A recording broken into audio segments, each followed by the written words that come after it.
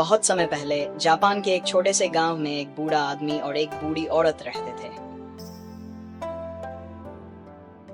वे बहुत अकेले थे क्योंकि उनके कोई संतान नहीं थी। एक दिन जब बूढ़ी औरत नदी में कपड़े धो रही थी, उसने देखा कि एक विशाल आड़ू नदी में तैर रही थी। उसने उसे पानी से बाहर निकाला और घर ले आई।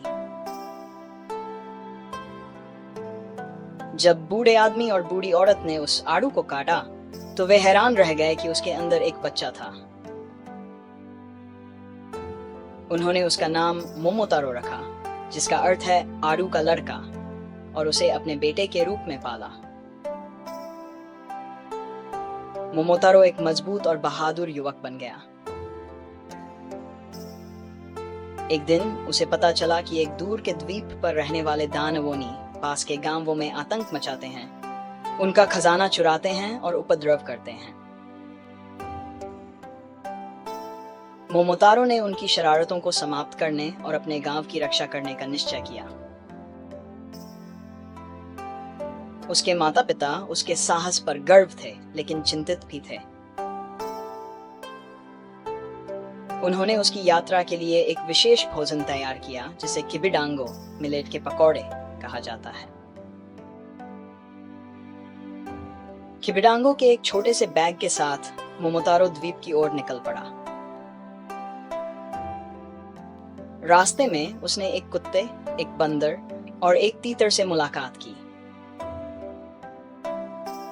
वे सभी भूखे थे और मोमोतारो से किबिडांगो मांगा। बदले में उन्होंने दानवों से लड़ने में उसकी मदद करने का वादा किया। साथ में उन्होंने एक मजबूत टीम बनाई। जब वे दानवों के द्वीप पर पहुंचे तो उन्होंने बहादुरी से लड़ाई लड़ी। कुत्ते ने काटा, बंदर ने खरोंचा और तीतर ने दानवों को चोंच मारी, जबकि मोमोतारो ने हमले का नेतृत्व किया। उनके सामूहिक ताकत और सहयोग का मुकाबला करने के लिए दानव तैयार नहीं थे। अंत में मोमोतारो और उसके दोस्तों ने दानवों को हरा दिया और चोरी किया हुआ खजाना वापस ले लिया। वे गांव में नायकों के रूप में लौटे। बूढ़े आदमी और बूढ़ी औरत अपने प्यारे मोमोतारो को सुरक्षित देखकर बहुत खुश थे। मोमोतारो की बहादुरी और दयालुता ने गांव में शांति लाई और वे सभी हमेशा खुशी खुशी रहे। यह है मोमोतारो की कहानी, एक प्रिय जापानी लोक कथा जो साहस, दयालुता और सहयोग के महत्व की शिक्षा देती है।